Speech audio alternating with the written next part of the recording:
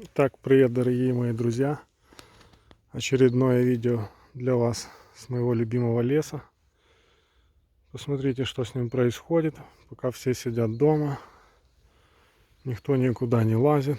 Его постепенно вырезают. Ехал 2 дня назад, еще были деревья, сейчас нету.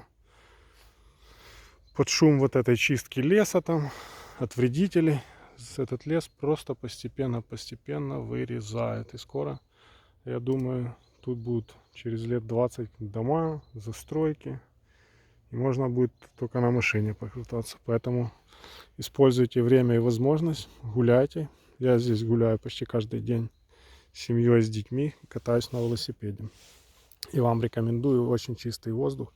Вы знаете, это мой фетиш. Я обожаю этот лес, обожаю кататься. И всех вас стремлюсь подсадить на это.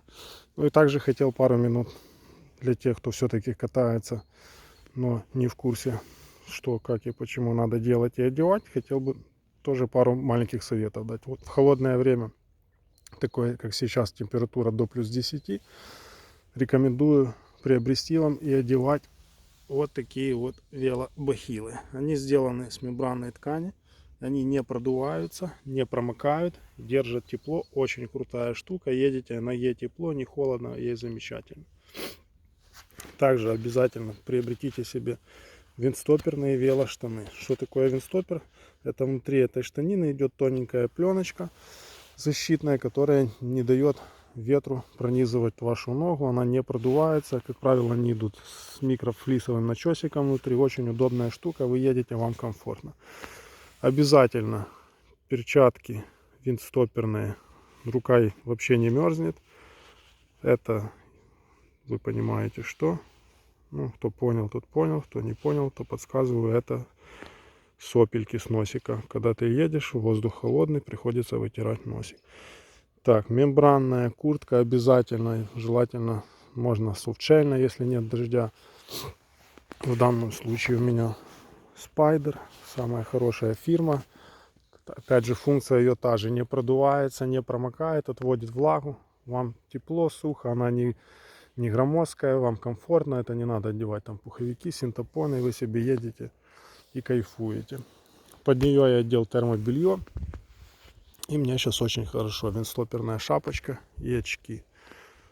Это все стоит абсолютно недорого. На моем любимом OLX вы можете это все найти. Бахилы стоят там гривен 250-400. Новые за 800-600, смотря от фирмы. Штаны опять же можно купить там от 300-400 гривен БУ.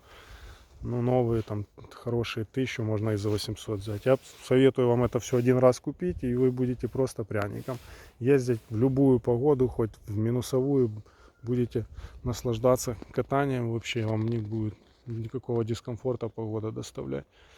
Поэтому еще раз всем рекомендую спорт, особенно в лесу, особенно здесь.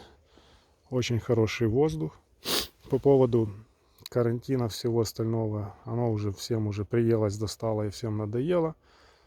Я сегодня проанализировал ситуацию. В начале января я приехал с Польши, с Варшавы, и на следующий день у меня поднялась температура до 39, я 2 дня лежал.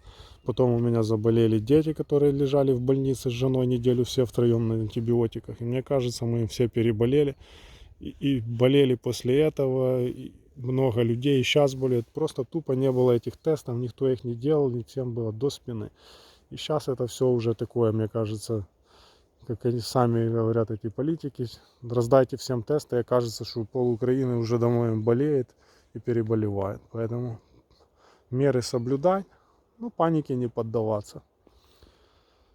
Находить во всем позитив, в частности в этом карантине. Посмотрите, какая природа красивая. Блин, это так шикарно, это так красиво.